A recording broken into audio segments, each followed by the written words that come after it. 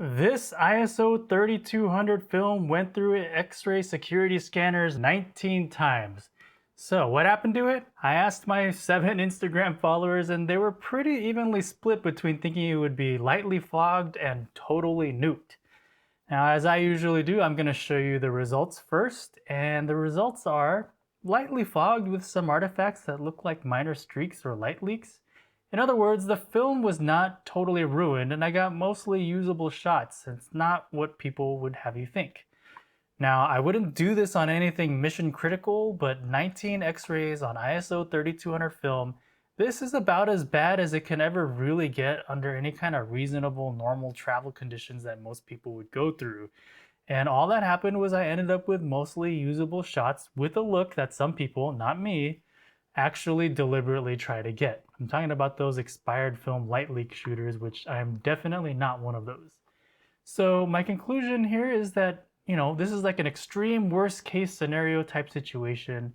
And so for most people, you got nothing to worry about taking your Portra 400 on your one round trip flight to Seattle or wherever.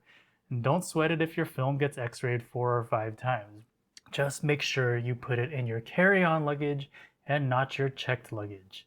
Now, before I can continue this video, I have to address the elephant in the room, and that is the new CT scanners that have been installed in some airports. This is the new boogeyman, and people are saying these will completely wipe out your film with just one scan. Again, with no proof. I would love to address this issue, but in all my travels, I still have not encountered a CT scanner. For the past year, I've been bringing an extra roll of film with me everywhere I go, so that if I do encounter a CT scanner, I'll send that roll through the scanner and hand check the rest of my film. But as of yet, that hasn't happened. So this video is a follow-up to my video from last year, which you should definitely check out, where I took ISO 400 film on a family trip to Europe, and it all got x-rayed at least 5 times and nothing bad happened. And I did that because I was frustrated because there's so much fear-mongering on this topic of x-rays, yet no one could show me proof of what actual x-ray damage looks like. And since then, I still haven't been sure that I've seen what real x-ray damage from carry-on luggage scanners looks like. And since then, even more videos and blog posts have come out warning people to always hand check your film, with absolutely no evidence to back it up. Now, the story behind how this experiment came up was one day I looked in my freezer and I found 2 rolls of Kodak T-Max P3200. I was shocked. How did I even end up with 2 rolls of this stuff? I hate this stuff. Some people like it, but I just can't deal with the golf ball sized grain.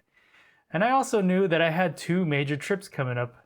Within a 6-week span, I would be taking 10 different flights through 7 airports in 5 countries, flying the equivalent of almost 2 times around the world. So I had film that I didn't even like, and a trip planned, so I saw an opportunity to do a unique kind of test. Now, I already know that there's some internet rangers out there that are already typing in the comments, well, actually, P3200 is not really an ISO 3200 film. And I know this. But TSA signs say that their scanners are only safe for film under ISO 800, and the test shots I'm going to show you were all exposed at ISO 3200, and the film was pushed to achieve that ISO 3200. And oh yeah, did I mention that this film was x-rayed 19 times? This is as bad as things are ever reasonably going to get. So the way I ran this test is I put the P3200 into my carry-on luggage and I took it with me on all these flights on both of these trips. Now, you might want to fast forward this part, but here's all the times that this film got x-rayed.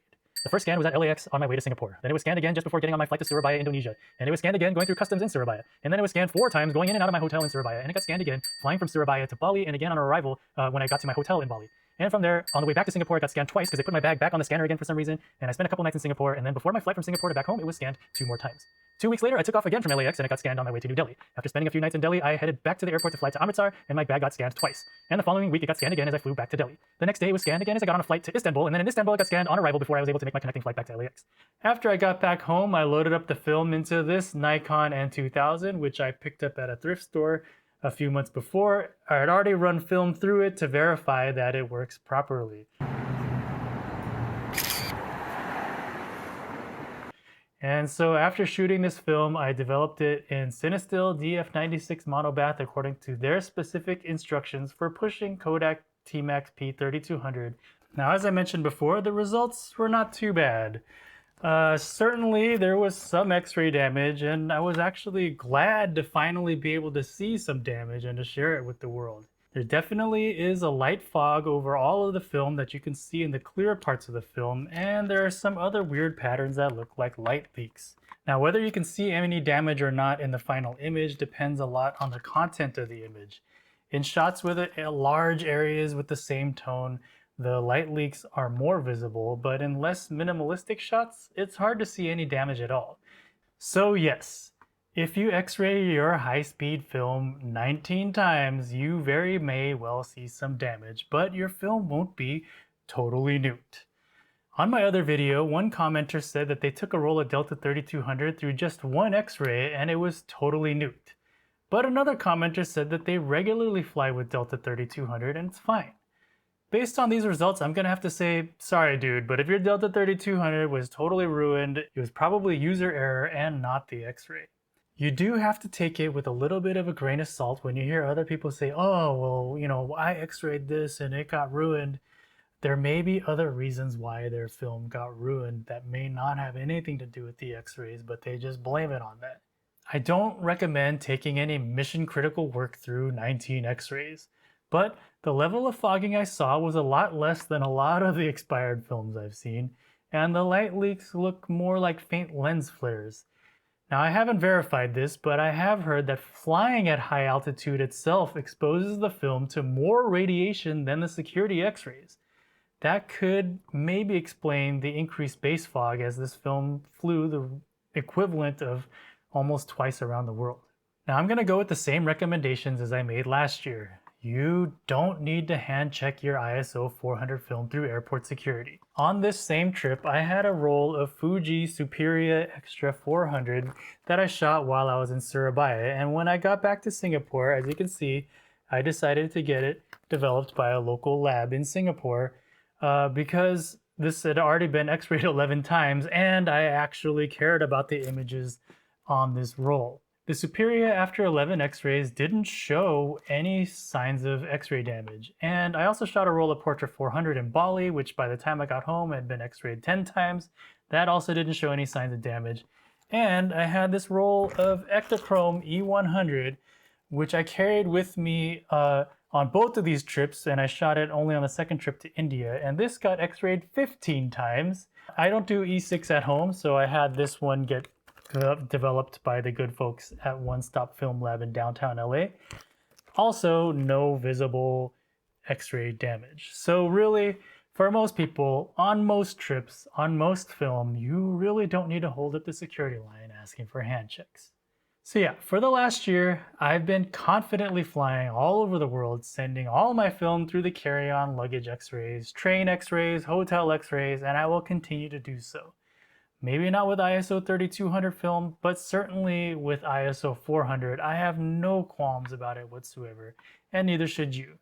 I just came back from a trip to Seoul and Tokyo with a box of Portra 400, and again, the pictures are beautiful. So go ahead, load up that film, take pictures on your way to the airport, and in the airport, it's gonna be fine. Thanks for watching, be nice, shoot film. Hello everybody, it's me from the future, I guess, and I'm just out here in the city taking pictures as one does. And it's been taking me a couple of weeks to edit this video, and I just have a couple of extra thoughts that I wanted to add.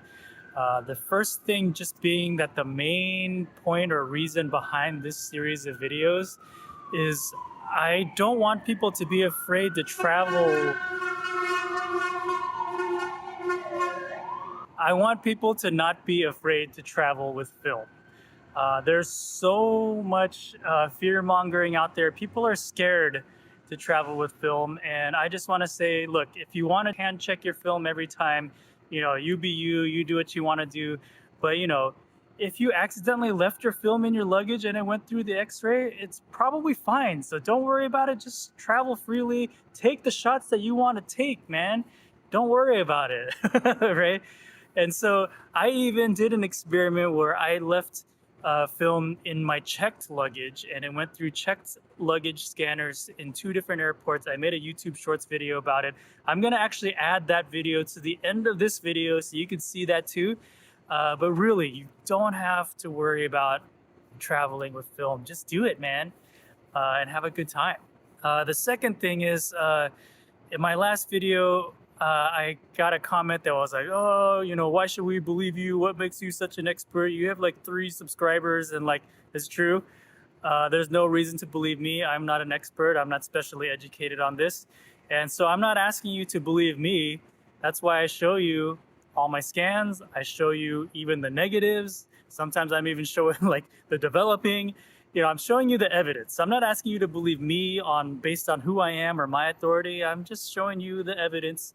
You can make up your own mind what you want to do. And don't believe somebody just because they have a bunch of followers on YouTube or Instagram or whatever. That doesn't mean that they're telling the truth, right? Follow the evidence. That's not just for this. It's like for life, just in life. Follow the evidence. And yeah, another reason why, I'm not asking you to believe me, but I put my money where my mouth is. Again, I only have 3 subscribers. I don't have any sponsors or anything. All the film that I'm sending through all these X-ray scans, I paid for it. It's my money, and I'm doing it, and I'm gonna do it again.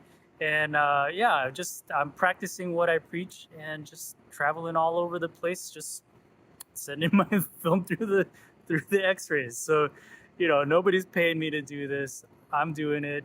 And so, what else can I say about that? And so, yeah, I think it's just kind of weird how in the community, there are a lot of people that get very, I don't know how to put it, but they're just very proud of themselves for taking way more extra precautions that are necessary.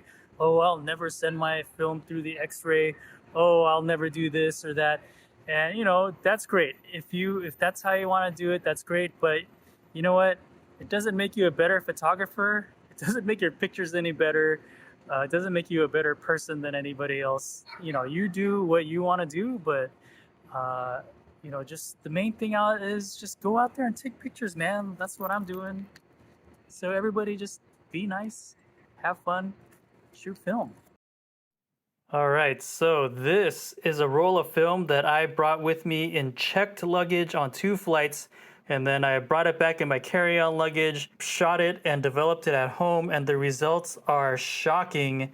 Absolutely no X-ray damage, no fogging whatsoever. So while I wouldn't recommend putting your film into your checked luggage, if you accidentally left it in your suitcase, you probably got nothing to worry about.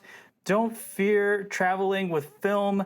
I got a video about that on my YouTube channel, and another one coming up where I put this roll of P3200 through 19 X-rays in carry-on luggage. You don't want to miss that. Stay tuned. Be nice. Shoot film.